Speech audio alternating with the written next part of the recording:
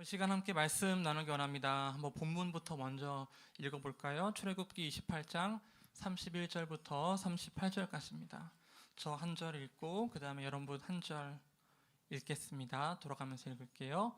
너는 에봇 받침 겉옷을 전부 청색으로 하되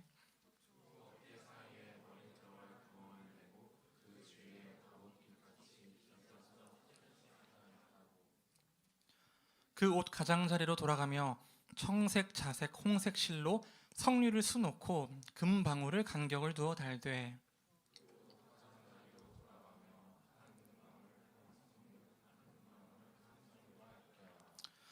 아론이 입고 여호와를 섬기러 성소에 들어갈 때와 성소에서 나올 때에 그 소리가 들릴 것이라. 그리하면 그가 죽지 아니하리라.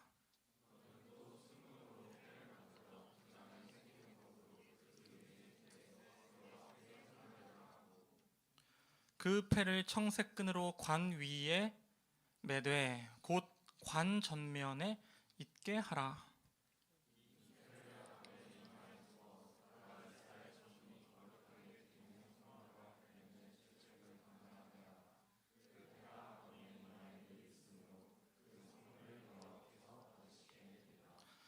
아멘. 거룩의 결벽증을 넘어라는 제목으로 함께 말씀 나누도록 하겠습니다. 여러분, 저희가 지금 그 출애굽기를 읽고 있는데요. 혹시 아직까지 잘 읽고 계신 분이 있으신가요? 나 이번 주에 한 장이라도 읽었다. 손 안 들으셔도 돼요. 네, 묻지 않겠습니다. 이번 주에 혹시 출애굽기를 읽으셨다면 굉장히 이제 당황스러운 이제 시간들이 시작됩니다. 왜냐하면 율법 조문들이 막 나오기 시작하는데 도대체 이게 오늘날 나와 어떤 상관인지 이 의문이 제기되면서 하나님이 굉장히 빡빡하게 느껴지거든요. 하나님이 우리를 굉장히 자유롭게 인간을 위해서 이 땅을 만든 것처럼 성경은 이야기를 해놓았는데 이걸 보니까 인간에게 너무 가혹한 거예요. 그러면서 계속 거룩이라는 키워드가 등장하는데 그 거룩이 부담스럽게 느껴집니다. 여러분, 이제 거룩, 사실 오늘 본문에는 거룩이라는 단어가 없어요. 근데 그 대신 하나 단어가 등장합니다. 36절에 여호와께 성결이라는 단어가 등장하는데 이 여호와께 성결이라는 이 문장이 이제 이 단어가 이제 왜 나오냐면, 자, 그 당시 이스라엘 백성은 출애굽했죠, 그렇죠? 애굽에서 나왔습니다. 애굽에서 몇 년간 있었다고요? 400년 넘게 있었어요. 그러면은 이스라엘 백성이 말이 이스라엘이지 사실은 애굽의 문화 그리고 애굽의 관습을 뼛속 깊이까지 가지고 있었습니다. 자, 그러니까 제도도 없고 무엇도 아무것도 없었죠. 그러니까 이 율법은 사실 이스라엘 백성들을 향한 하나님의 세세한 가이드입니다. 어떻게 이제 살아야 되는지 막막한 거예요. 하나님께서 나와서 이제 나를 따르라고 이야기해줬고 모세가 데리고 나왔고 그리고 거룩하라고 했는데 거룩의 방법을 모르는 거예요. 그래서 준 게 율법이에요. 우리가 볼 때는 빡빡한 율법이지만 사실 이 율법은 이스라엘 백성에게 세세한 가이드입니다. 어떻게 살아야 되는지 그 방법을 모르거든요. 어떻게 해야 하나님의 백성으로 사는지를 친절하게 알려주시는 게 바로 이 율법입니다. 근데 오늘날 우리랑은 굉장히 거리가 있죠. 왜냐하면 수천 년의 시간이 있고 문화가 다르고 우리는 지금 이 한반도에 사는데 여기는 지중해잖아요. 굉장히 다르죠. 자, 그래서 이제 생긴 게 바로 이 중심에 있는 게 성막이 있고 이게 나중에 가면 성전으로 바뀝니다. 성막은 무엇이냐면 하나님의 존재, 임재를 상징합니다. 그리고 그 성막 가장 안쪽 깊숙이 들어갈 수 있는 존재가 하나 있는데 그게 바로 제사장입니다. 제사장에 대한 이야기를 지금 본문은 하고 있는 거예요. 근데 이 제사장에 대한 이야기가 왜 중요하냐면 제사장은 하나님과 이스라엘 백성을 연결하는 존재입니다. 자, 근데 이 제사장이 하나님을 만나러 이 성소 안으로 들어갈 때, 성막 안으로 들어갈 때 나름의 이 옷을 갖춰 입고 가야 돼요. 근데 그 옷 중에 일부분이 뭐냐면 바로 오늘 나온 머리에 쓰는 거예요. 머리에 뭘 쓰냐? 관을 만들어서 이마에 두르는데 그 이마에 두르는 게 금이에요. 근데 금에다가 새깁니다. 도장을 새기듯이 금을 깎아야 돼요. 깎아서 이마에 새겨놓은 거니까 얼마나 중요한 거겠어요? 거기에 써 있는 글자가 여호와께 성결입니다. 이스라엘 백성을 하나님과 연결하는 존재, 이 제사장 이마에 써 있는 게 여호와께 성결이에요. 이 성결이라는 단어가 히브리어로 보면은 거룩이라는 단어와 똑같습니다. 그러니까 여호와께 거룩이라는 말과 거의 같아요. 그만큼 거룩은 중요한 키워드인 거예요. 자, 오늘 이제 오늘뿐만이 아니죠. 담임 목사님도 저희 교회 전체적인 이 화두도 작년 2학기부터 거룩과 성숙입니다. 그리고 저도 계속 지금 거룩에 대해서 이야기하고 있고, 마침 본문도 출애굽기도 거룩에 대해서 이야기를 계속해요. 그럼 여기서 저희가 좀 질문해봐야 되는 게 있는데, 거룩이 도대체 뭐냐는 겁니다. 거룩이 중요한 건 알겠어요. 그럼 거룩이 뭐냐는 거예요. 그 율법을 다 지키면 거룩한 건가? 자, 여러분이 거룩이 뭔가요? 영어로 이제 홀리잖아요, 그렇죠? 어떤 사람을 봤을 때 홀리하다고 생각이 드세요? 홀리한 사람의 특징 뭘까요? 약간 뭔가 약간 조금 이렇게 좀 착해 보이고, 약간 그러면서 말씀을 가까이 하고, 뭔가 이렇게 웃는 얼굴로 뭔가 예수님처럼, 이렇게 하나님처럼 이렇게 인자한 느낌으로 기도도 많이 하고, 찬양 부르면 되게 좋아하고, 찬양 열심히 하고, 그러니까 뭔가 이 홀리에 대한, 너 되게 홀리해 보인다, 이 표현이 굉장히 중의적이에요, 사실. 여러분은 되게 홀리한 사람이 너 되게 홀리하다고 얘기할 때 이게 엄청 칭찬이에요? 여러분 칭찬으로 이야기를 하세요? 걔 진짜 홀리해. 이런 말 안 쓰지 사실 요새. 그냥 지금 일부러 공감 설정을 하는 거예요. 여러분 안 쓰는 거 알아요? 홀리하다는 말. 저도 안 써요 사실. 근데 우리가 뭔가 거룩하다 이 말 더 안 쓰잖아요, 그렇죠? 그럼 어떤 사람을 볼 때 이와 비슷한 느낌을 좀 발견하세요? 걔 좀 신앙이 좋다. 뭐 사실 거룩하다는 거 생각보다 나이스한 칭찬은 아니에요. 그러지 않으세요? 저는 그렇거든요. 왜냐하면 우리 인식 안에서 거룩한 사람은 굉장히 하나님과 가까이 친밀한 교제를 누리면서, 하지만 동시에 나랑 대화하면 약간 재미없을 것 같고, 그런 거 아니에요? 네. 거룩하다는 건 뭘까요? 거룩하다는 건 하나님을 닮아가는 거잖아요. 구약에서의 거룩의 개념은 이거예요. 구약은 이 거룩을 이제 구별이라고 얘기해요. 구별되는 거예요. 근데 이 구별이 왜 중요할까요? 이스라엘 백성들은 아까 출애굽에서 나왔죠. 그러면은 그 애굽 땅에 있었을 때 어떻게 구별되는지 알 수가 없는 거예요. 동화되어 살고 있었잖아요. 그럼 이제 나와서 이스라엘은 애굽과 다르다, 이스라엘은 다른 이방 민족과 다르다라는 게 독특하게 있어야 되는 거예요. 그걸 위해서 이스라엘 백성들은 끊임없이 달라져야 한다는 하나님의 그 명령을 듣고 다양한 것들을 거부하기 시작해요. 섞이지 않으려고 노력해요. 그래서 가장 많이 하는 게 뭐냐면 부정한 것을 멀리하는 거예요. 부정한 것을 멀리해. 제가 지금 굉장히 지금 우리 읽어야 될 말씀들을 뛰어넘었거든요, 사실. 하지만 한번 가볼게요. 그 민수기 5장 2절, 자 방송팀 당황하지 마세요. 갑자기 민수기가 나온다고? 민수기 5장 2절을 보면 이스라엘 자손에게 명령하여 모든 나병 환자와 유출증이 있는 자와 죽음으로 부정하게 된 자를 다 진영 밖으로 내보내되. 이제 그 민수기, 레위기 다 이 법이 나오거든요. 근데 그 법이 뭐냐면 구별되는 거예요. 이거 부정한 거네. 자, 멀어져. 이거 부정한 거네. 멀어져. 지켜. 그리고 부정한 것들은 진영 밖으로 내보내. 이 거룩을 지키기 위해서 이스라엘 백성들은 이방 민족과 결혼하는 것을 금했어요. 왜냐하면 섞이니까. 섞이면 가치관이 흔들리고 믿는 신이 달라지고, 그러면 그 끝에는 어떻게 돼요? 아기를 낳으면, 그 아기를 낳으면 혼합되잖아요. 그러니까 이걸 지키려고 계속 부정한 것을 막은 거예요. 다르다. 근데 이게 굉장히 필요했어요, 그 당시에는. 왜냐하면 이스라엘 백성들은 애굽에서 나왔다 했죠. 그리고 이스라엘의 역사를 보면은 결국 이스라엘은 망해요. 망하기 전에도 끊임없이 외세의 침략을 받아서 국가가 자꾸 흔들립니다. 그러면 생각해 보세요. 내가 바벨론의 포로로 갔어요. 내가 그리고 다른 아수르의 포로로 갔어요. 블레셋의 포로로 갔어요. 그때 필요한 게 이 구별되라는 말인 거예요. 너는 구별돼야 돼. 근데 사실 여기서 하나 더 질문을 해야 돼요. 자, 거룩해라. 오케이, 중요하다, 알았어요. 그 다음에 거룩은 구별되는 거 알았어요. 거룩은 구별되는 거다. 구별되기 위한 길이 이거다, 알았어요. 그러면 이제 하나 더. 도대체 이걸로 뭐 하려고 하는 건데? 그러니까 이스라엘 백성이 이스라엘 백성다워지는 거, 그게 뭔데? 하나님이 이렇게, 그러니까 하나님이 그냥 편가르기 하는 게 아니잖아요. 도대체 이스라엘 백성을 왜 구별되게 하려고 하는 걸까? 왜 그럴까요? 왜 여러분을 거룩하게 만들려고 그래요? 이스라엘 백성 좋으라고? 그 안에서 안전한 삶을 영위하라고? 밖에 나가면 너무 바람이 세니까 이 안에 있으라고? 바로 요것 때문에 그래요. 출애굽기 19장 6절이에요. 너희가 내게 대하여 제사장 나라가 되며 거룩한 백성이 되리라. 자, 이게 무슨 말이냐면 이 출애굽기를 이렇게 해석하는 거예요. 이사야 선지자가 이렇게 얘기를 해요.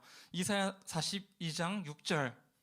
나 여호와가 의로 너를 불렀은즉 내가 내 손을 잡아 너를 보호하며 너를 세워. 자, 요거 백성의 언약과 이방의 빛이 되게 하리니, 요거예요.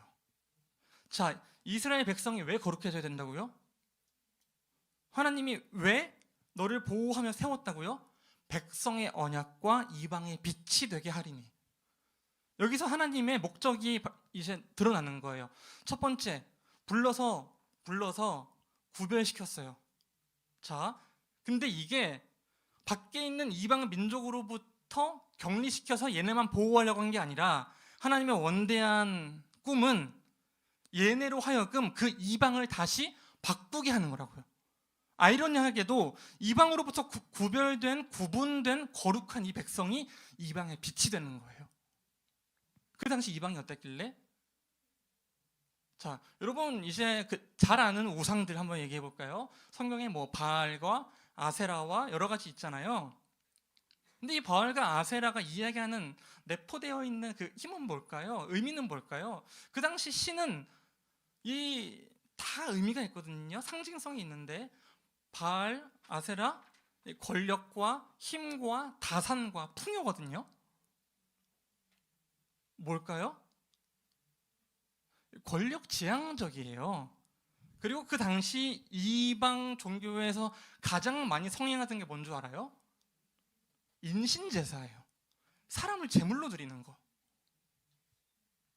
그리고 더욱 부국 강병을 꿈꾸며 옆 나라를 쳐들어가서 당연히 나라니까 강해지는 거잖아요. 하나님은 여기에 대해서 어떤 문제 제기를 하냐면 이스라엘 백성이 바뀌어야 하는, 지켜야 하는 법 중에서 출애굽기를 잘 읽으신 분들은 앞쪽에 그런 걸 발견했을 거예요. 노예를 잘 대해줘야 돼요. 그리고 연약한 자를 보호해줘야 돼요. 고아와 과부를 신경 써줘야 돼요. 땅이 누군가의 독점이 되면 안 되고 땅이 계속 환원돼야 돼요. 누군가가 땅을 힘으로 다 가져갈 수가 없는 거예요. 자, 그래서 여호와 하나님은 이스라엘 통해서 새로운 질서를 만드시는데 그게 뭐냐면 고아와 과부의 목소리를 들으시며 연약한 자들의 억울함을 신원해 주시는 분이에요. 자, 그걸 위해서 거룩을 만들었다고요. 그걸 위해서. 그거 하려고. 그게 이방을 구원하는, 모든 세계가 진정 자유로워져서 서로가 사랑하며 하나님을 바라보게 만드는 것. 그래서 이스라엘 백성은 이방의 빛이어야 됐어요.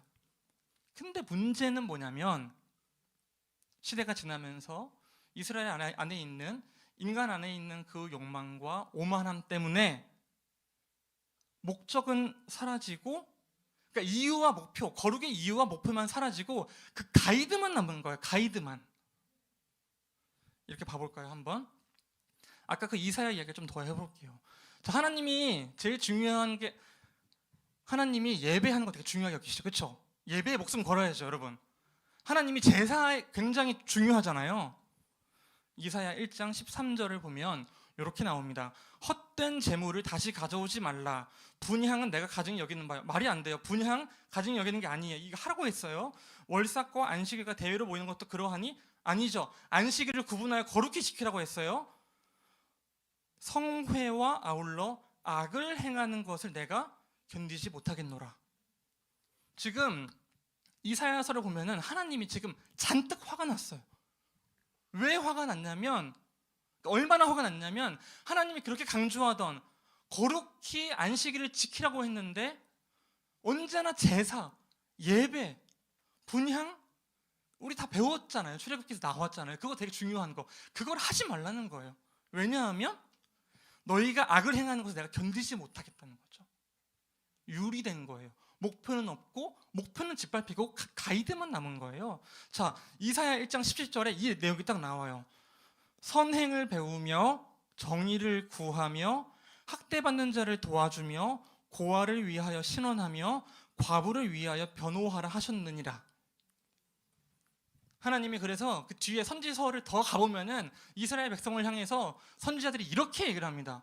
너희의 예배가 가증스럽다. 너희의 예배가 역겹다. 구토가 나온다. 이 얘기를 하는 거예요. 너무나 강력한 표현이잖아요. 왜냐하면 그 뒤에 나오는데요. 너희가 예배를 드리는데 그 예배 드리는 땅이 빼앗은 포도원이구나. 과부의 포도원을 빼앗았구나. 이게 바로 목적이 사라진 채 가이드만 남아서 그래요. 목적이 사라진 거룩만 남아서 그래요. 자, 이스라엘이 망했잖아요. 이스라엘이 이제 회복해야 되잖아요. 그렇죠? 회복하기 위해서 운동이 일어났어요.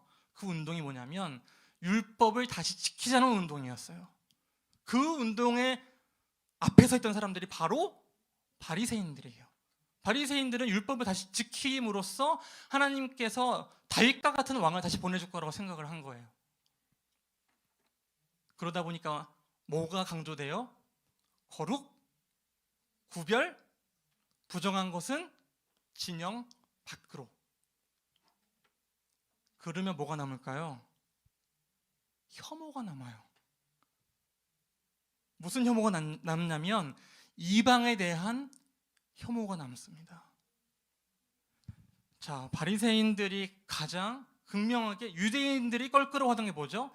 이방인들과 함께하는 거예요. 사마리아 땅을 지나는 거예요.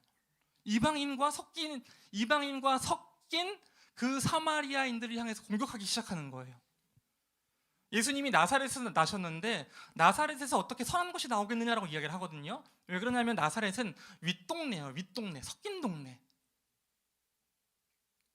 부정한 것이 나오면 다 내보내야 되는데 이 부정한 것을 가지고 있는 곳이라는 거죠.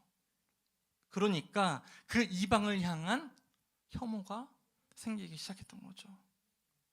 자, 제가 여기서 지금 얘기하고 싶은 건 뭐냐면 거룩은 너무나 중요하지만 거룩은 우리의 목표이지만 그 목표와 이유를 상실했을 때 가이드북만 남았을 때 그 가이드북의 원뜻을 모르고 가이드북만 답습하다 보면은 우리가 의도치 않은 결과 오히려 하나님이 원하지 않았던 이방의 빛이 아니라 이방에 대한 혐오가 생기게 된다는 거죠. 자, 이런 상황에서 어떻게 이걸 해결해야 됩니까? 성경에서 이걸 어떻게 해결하죠? 예수님이 오시는 거예요. 예수님이 오셔서 율법을 거스르는 것 같은 행동을 하기 시작하세요. 자, 제가 책 하나 소개를 좀 해드릴게요. 그 리더들한테 어제 사실 이거 오늘 얘기했었어야 됐는데 어제 제가 너무 뜨거워져서 미리 얘기를 해버렸어요. 산둥수용소라는 책인데요. 2차 세계대전이 끝날 무렵 산둥 반도에 있었던 수용소에 대한 이야기입니다. 여러분들이 잘 아시는 수용소는 뭐 가령 홀로코스트 문제가 있었던 유대인 학살, 아우슈비츠 수용소 같은 것들이 있죠. 산둥 수용소는 산둥 지방에 있는 일본인들이 운영하던 수용소였고 그 대상에는 누가 있냐면 중국인, 동양인이 아니라 서양 사람들이 있습니다. 서양 사람들이 이제 거류하고 있으니까 일본인들이 요거를 관리한 거예요. 문제가 생기지 않게끔. 그리고 적당한 가이드를 줬던 거죠. 산둥 그 수용소 안에는 나름의 질서가, 자유로운 질서가 있었고 그러다 보니까 그 안에서는 자치가 있었고 나름의 상행위, 거래가 있었고요. 질서가 있었어요. 근데 그들은 포로가 맞긴 맞았습니다. 근데 이 책의 저자는 이제 개신교 신학자인데 자신이 보고 들은 바를 막 이야기하는데 그 한 대목이 눈에 들어왔습니다. 비교를 하는데 한 가톨릭 젊은 신부 집단과 개신교 선교사 집단을 비교하는 대목이었습니다. 겉으로 볼 땐 이 가톨릭 신부 집단 막 술 먹고 담배 피고 그리고 뭐 어떻게 해요? 그 사람들이랑 어울려서 카드 게임하고 놀고 같이 퍼질러서 자고 전혀 경건과 거룩의 모습을 찾을 수가 없죠.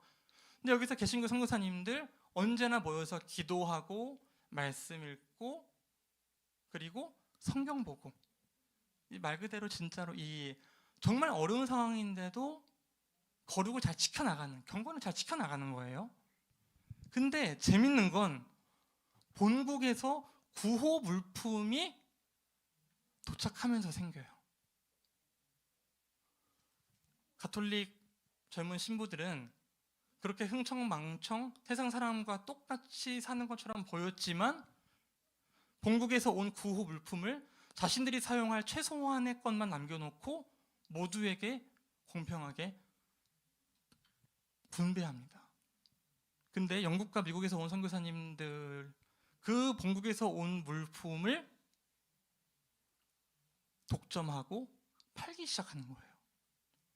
되게 재밌는 거는 술과 담배가 구호 물품으로 왔는데 선교사님들은 술과 담배를 안 하잖아요. 그렇죠? 필요 없는 거잖아요. 필요 없죠? 근데 술과 담배를 선교사님들이 팔기 시작하는 거예요. 저는 이게 굉장히 저에게 큰 도전, 문제 제기였거든요. 자, 그 책에서 이렇게 나옵니다. 그들은 육체적인 죄를 피하고 거룩해지려고 미친 듯이 애쓰면서 자기도 모르게 영적인 죄, 즉 교만, 거부, 사랑 없음이라는 더 무거운 죄에 빠지고 말았다. 바로 이것이 개신교인들의 삶에서 가장 큰 비극이라는 사실을 나는 계속해서 느꼈다. 이 대목이 저에게 얼마나 큰 도전이 되었는지 모르겠습니다. 저도 삶을 살아오면서 다양한 거룩의 모양과 어떤 경건을 지켜내려고 노력했는데 한편으로 이런 생각이 드는 거예요. 나는 무언가를 하지 않음으로써 얻게 되는 경건의 모양을 지키고자 이거 진짜 어려워요. 무언가를 하지 않는 거 되게 쉬운 거 아닙니다, 사실. 이거 어려워요. 근데 나는 요거를 하려고 너무 노력했던 거예요. 동시에 반대로 그 생각을 못했던 거예요. 나는 무엇을 함으로써 그리스도인이 될 수 있을까? 나는 무엇을 함으로써 그리스도인다워질 수 있을까? 나는 무엇을 함으로써 거룩을 이뤄갈 수 있을까? 예수님이 그래서 나오신 거예요. 자, 우리 구약의 거룩의 개념을 생각해 보면은 아까 이제 이야기 나눴죠. 뭐라고요? 부정한 것을 멀리 내보낸다고요. 근데 예수님은 부정한 것을 내보내는 게 아니라 부정한 것으로 향하십니다. 누가복음 8장 52절에서 54절인데요. 모든 사람이 아이를 위하여 울고 있었어요. 회당장 딸입니다. 근데 울지 말라, 죽은 것이 아니라 잔다 하시니 그 다음 사람들이 놀려요. 그들이 그 죽은 것을 아는 고로 비웃더라. 그 다음 구절입니다. 예수께서 아이의 손을 잡고 불러 이르시되 아이야 일어나라 하시니. 자, 여러분, 유대의 정결법, 그 거룩의 방법에 따르면 죽은 것, 죽음을 만지면 돼요, 안 돼요? 안 됩니다. 왜냐하면 더러운 게 묻잖아요. 그렇죠? 근묵자학이라는 사자성어가 딱 이런 거죠. 묵을 가까이 하면 까만 게 묻는 거예요. 그런 식으로 거룩을 생각했는데 예수님은 지금 잔뜩 더러운 손을 확 잡고 흔드시는 거예요. 내 손에 세균이 달라붙는다고 생각을 해보시는 거예요, 한번. 옛날에는 그러면 그 더러움이 나에게 전염된다고 생각했어요, 구약에서는. 근데 예수님의 논리는 전혀 달라지는 겁니다. 예수님이 제시하는 거룩은 뭐냐? 우리 안에 있는 깨끗함, 예수님의 깨끗함이 더러운 것을 변화시키는 거예요. 신약에 들어와서 가장 바뀌는 거룩의 개념이 바로 이거예요. 거룩은 더 이상 수동적이지 않고 능동적으로 적극적으로 만지는 것을 정화시켜 나가는 거예요. 예수님은 하지 말라는 것을 다 하십니다. 안식일에 일하지 말라 했는데 일하시고, 나병 환자, 한센병 환자 만지지 말라 했는데 만지세요. 아픈 자와 병든 자를 찾아가서 고치십니다.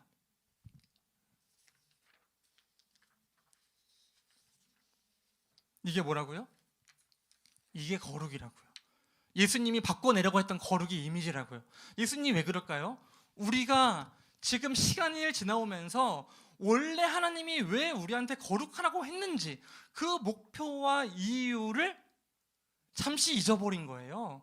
이 상황에서 예수님은 마치 율법을 다 거스르는 것처럼 보여도 그 원래 목표와 이유를 상기시켜 주려고 하는 거예요. 그러니까 사람들이 예수님을 향해서 뭐라 얘기했겠습니까? 이 사람 율법을 무시한다, 율법을 파괴한다. 그래서 예수님이 얘기하시는 거죠. 나는 율법을 폐기하러 온 것이 아니다, 나는 율법을 완성하러 왔다. 말씀을 맺겠습니다. 여러분, 율법의 완성, 율법은 거룩에 대한 가이드라고 그랬어요. 그 가이드의 목표와 이유가 무엇이라고요? 이방의 빛이에요. 세상을 바꾸는 거예요. 세상으로부터 불러 나오는 건 잠시 이 안에서 우리가 훈련을 받는 거예요. 여러분, 음악하는 사람들은 다 불러서 무조건 교회에서만 음악을 하게 하면 어떨까요? 그림 그리는 사람은 다 불러와서 교회에서만 그림 그리게 하면 어떨까요? 이 교회 안에서 너무나 즐겁게, 우리 공동체 안에서 너무나 재미있게 우리끼리 하하호호 하면 즐거울 수 있죠. 근데 그러면 여러분, 한 가지 되게 우리가 조심해야 되는 게 세상을 혐오하기가 쉬워요. 그러면서 우리가 이 죄에 대한 메커니즘이 마치 내 옷이 더러워지는 것처럼 생각할 수가 있어요. 죄 지었고 옷 빨고, 죄 지었고 손 닦고, 나한테 묻은 죄를 없애려고 회개기도 하고, 이런 개념이 아니에요. 우리 신앙에 있어서는 예수님이 만들어주려고 하는 건 오히려 더 공격적인 거예요. 더 도전적인 거예요. 히브리서 13장 이 마지막에 가보면 예수님이, 우리의 대제사장이 되시는 그 예수님이 성문 밖으로 나가십니다. 성문 밖에는 뭐가 있어요? 주검, 시체, 그리고 나병 환자, 한센병 환자, 피나는 사람, 사회로부터 격리된 사람들이 있는 거예요. 근데 예수님은 성문 밖으로 나가신다고요. 성문 밖으로 나가시는 분 예수님이시라고요. 그리고 거기에서 죽으시는 거죠. 어디서 죽으세요? 골고다. 그 골고다는 어떤 곳일까요? 해골 무덤. 가장 가지 말아야 할 곳으로 가시는 게 예수님이신 거예요. 이거 위험해요. 되게 위험한 말이에요, 사실은. 근데 예수님은 이 위험성을, 우리가 설사 그거 위험하다라고 얘기하더라도 그럼에도 불구하고 난 너에게 알려줘야겠다. 너의 목표는 뭐냐? 이방으로부터의, 세상으로부터의 격리가 아니라 세상 속에서 빛나는 삶이다라는 걸 알려주고 싶었던 거죠. 그래서 마태복음에서 예수님이 얘기하십니다. 5장 14절인데요. 너희는 세상의 빛이라. 산 위에 있는 동네가 숨겨지지 못할 것이요. 그 다음, 사람이 등불을 켜서 말 아래에 두지 아니하고 등경 위에 두나니 이러므로 집안 모든 사람에게 비치느니라. 이게 여러분이에요. 마태복음 5장 16절. 이같이 너희 빛이 사람 앞에 비치게 하여 그들로 너희 착한 행실을 보고 하늘에 계신 너희 아버지께 영광을 돌리게 하라. 여러분, 착한 행실, 진짜 이게 말 그대로 착해가지고 맨날 바보처럼 다 지세요. 바보처럼 그냥 다 주세요. 다 퍼주세요. 단순히 이런 말이 아니에요. 맨날 지고 억울하게 사세요. 여기 아닙니다. 여러분들이 가지고 있는 그리스도인에 대한 이미지를 바꾼다면 바로 이 포인트인 거예요. 피해 다니지 말고, 회피하지 말고 당당히 앞에 서서 그 사람과 함께 대화하며 그 사람의 생각을 변화시켜 나가는, 여러분이 닿는 것마다 새로워지고 여러분이 닿는 그 공동체마다 소망이 피어나는 거, 여러분이 빛이 되는 거, 그게 바로 예수님이 여러분을 거룩하게 만드시는, 그것이 바로 여러분을 빛으로 만드신 그 이유라고요. 율법의 이유가 거기에 있다고요. 아셨죠? 이 시간 함께 찬양 해보겠습니다. 찬양하실 때 예수라는 찬양입니다. 찬양, 예수님이 어떤 삶을 사셨는지, 어디로 가셨는지, 무엇을 보셨는지 묵상하며 함께 고백해 보겠습니다. 슬픈 마음이 있는 자, 몸과 영혼 병든 자, 누구든지 부르시오. 예수 이름 부르시오. 예수 이름 부르시오. 그 이름을 믿는 자, 그 이름을 믿는 자, 그 이름을 부르는 자, 그가 어떤 사람이든 그가 어떤 사람이든 그는 구원 얻으리. 예수 예수 예수 예수 오 능력의 그 이름 예수 나 외쳐 부르네. 예수 예수 예수 예수 오 구원의 그 이름 예수 나 외쳐 부르네. 예수 그리스도 은과 금 내게 없으나 은과 금 내게 없으나 나 가진 건 너에게 주니 능력의 이름 예수 그 명의 이름 예수라. 그 이름을 부르시오. 그 이름을 믿는 자, 그 이름을 믿는 자, 그 이름을 외치는 자, 그가 어떤 사람이든 그는 주의 영광 보호. 함께 찬양하겠습니다. 예수 예수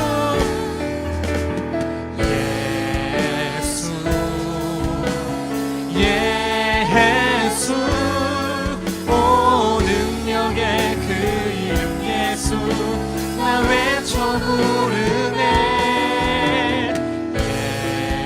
예수 예수 오 구원의 그 이름 예수 나 외쳐 부르네. 예수 다시 한번 예수 예수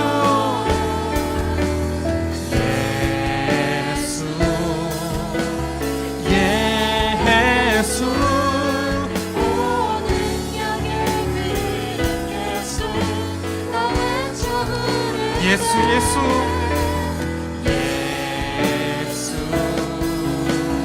예수 오 구원의 그 이름 예수 나 외쳐 부르네.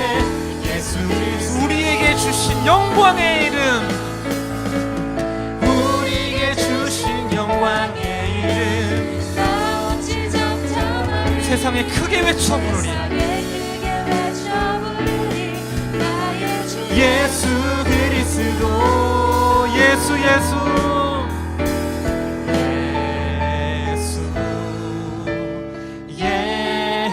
예수 오 능력의 그 이름 예수 나 외쳐 부르네.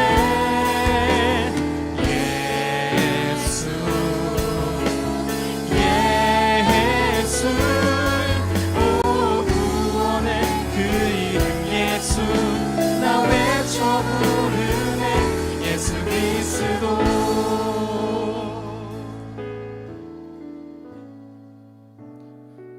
이 시간 함께 기도하겠습니다. 여러분 기도하실 때 한 가지 사실을 먼저 말씀드리고 싶은데요. 여러분은 성문 안과 밖 어디에 계셨습니까? 우리는 어쩌면 믿은 지 꽤 된 사람들은 성문 안에 있다는 생각을 가지고 있을 수 있어요. 그런데 우리는 성문 밖에 있는 존재들이거든요. 사실 우리는 성문 밖에 있는 존재입니다. 예수님이 성문 밖으로 나오셔서 우리를 만나러 오셨기 때문에 우리가 성문 안, 아니 이제는 성문 안과 밖에 구분이 없는 예수와 함께하는 존재가 된 거거든요. 여러분 거룩의 예배를 생각하실 때 성문 안과 밖의 경계를 이제는 허무셔야 됩니다. 그리고 이것부터 시작하셔야 돼요. 아 주님, 내가 있던 그 죽음의 땅에, 그 더러움의 땅에 주님께서 날 찾아오셨군요. 주님께서 나를 만나러 골고다로 오셨군요. 내가 골고다에 있었습니다. 내가 골고다입니다. 지금 이 시간 기도하실 때 이 고백을 먼저 해야 돼요.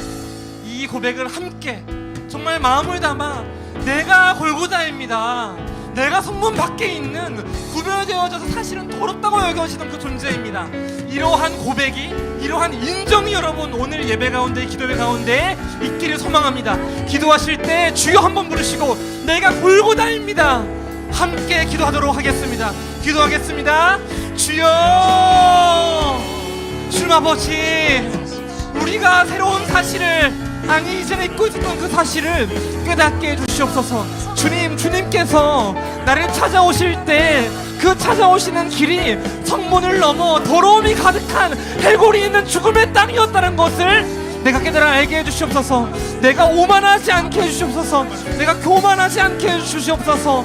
나는 저들과 다르다라고 생각하지 않게 해주시옵소서. 내가 세상을 혐오하지 않게 해주시옵소서. 내가 달라지지 않게 해주시옵소서. 내가 진정 주님께서 그 율법과 그 복음, 그것으로 인하여서 하나님이 원래 이루고자 하셨던 것을 예수님께서 이루으셨음을 제가 믿습니다. 주님, 제가 그것을 믿습니다. 주여, 주님 아버지 이끌어주시고 인도해 주시옵소서. 주님 아버지, 내가 그것을 묵상하며 나아가기 원합니다. 내가 묵상하며 나아가기 원합니다. 내가 묵상하며 나아가기 원합니다. 주님 아버지 이끌어주시고 인도해 주시옵소서.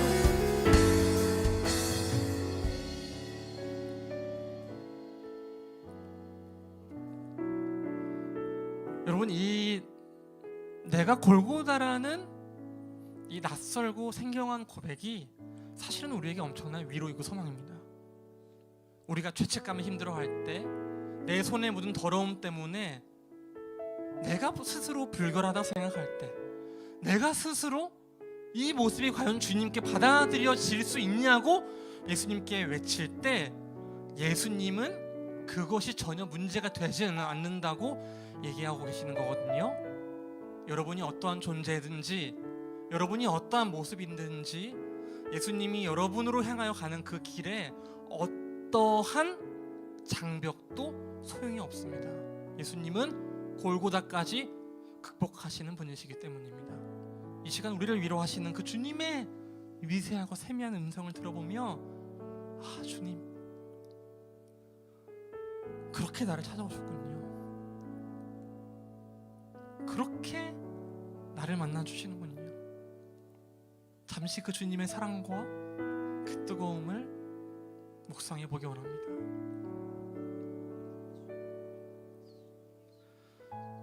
주님 아버지, 주님의 옷은 어쩌면 너무나 새하얀 옷이 아니라 사실은 얼룩이 가득한 더러운 옷일지도 모르겠습니다. 나를 만나러 오기 전에도 다양한 더러움을 마주하시고 그것을 끌어안으시고, 그래서 옷에는 다양한 더러움이 묻어 있을 수 있겠죠.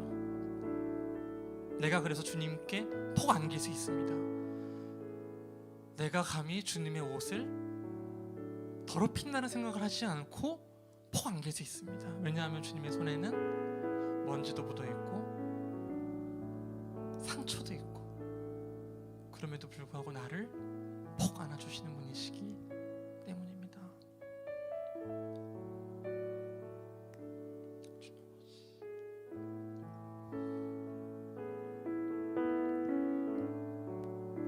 주께 가까이, 주께 가까이 날 이끄소서. 간절히 주님만을, 간절히 주님만을 원합니다. 채워주소서, 채워주소서. 주의 사랑을, 주의 사랑을, 진정한 찬양, 진정한 찬양 드릴 수 있도록 주께 가까이, 주께 가까이 날 이끄소서. 간절히 주님만을 원합니다. 채워주소서. 주의 사랑을, 진정한 찬양 드릴 수 있도록. 목마른 나의 영혼, 목마른 나의 영혼, 주를 부르니 나의 마음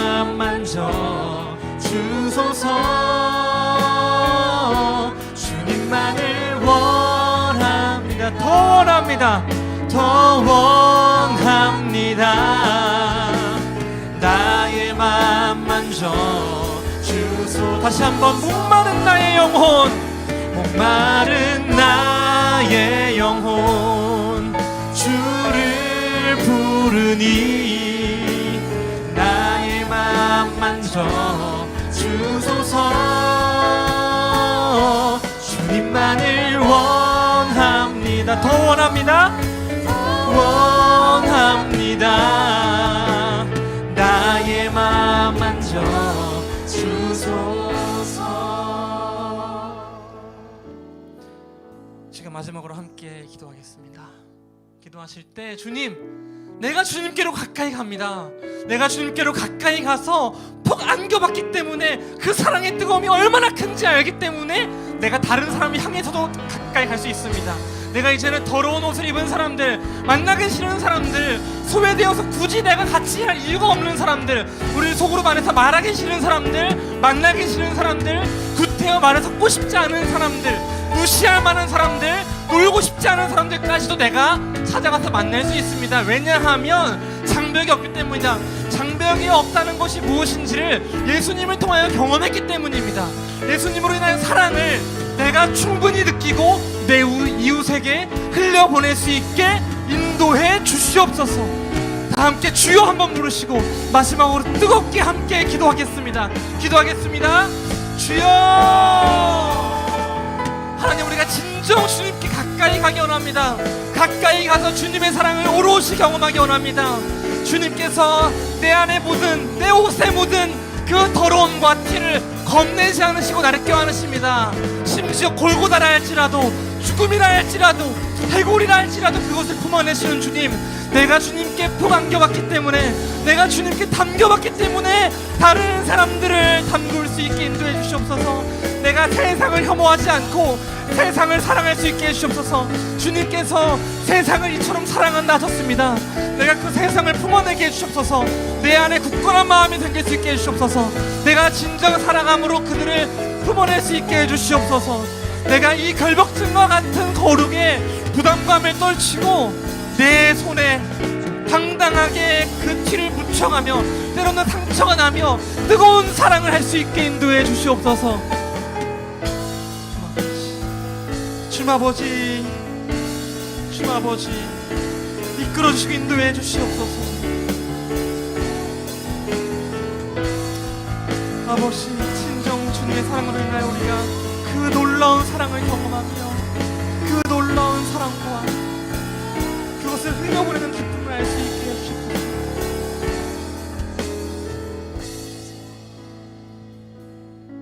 주님, 저희를 이방의 빛으로 불러주셨습니다.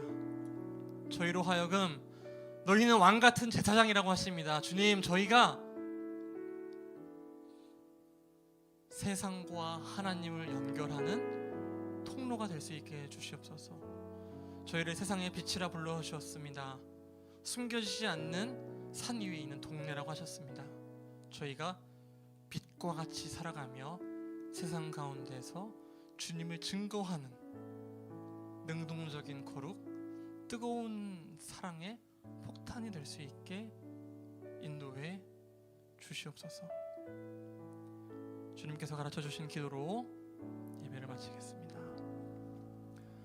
하늘에 계신 우리 아버지여, 이름이 거룩히 여김을 받으시오며 나라의 마옵시며 뜻이 하늘에서 이룬 것 같이 땅에서도 이루어지이다. 오늘날 우리에게 일용할 양식을 주옵시고 우리가 우리에게 죄진 자를 사하여 준 것 같이 우리 죄를 사하여 주옵시고 우리를 시험에 들게 하지 마옵시고 다만 악에서 구하옵소서. 대개 나라와 권세와 영광이 아버지께 영원히 있사옵나이다. 아멘.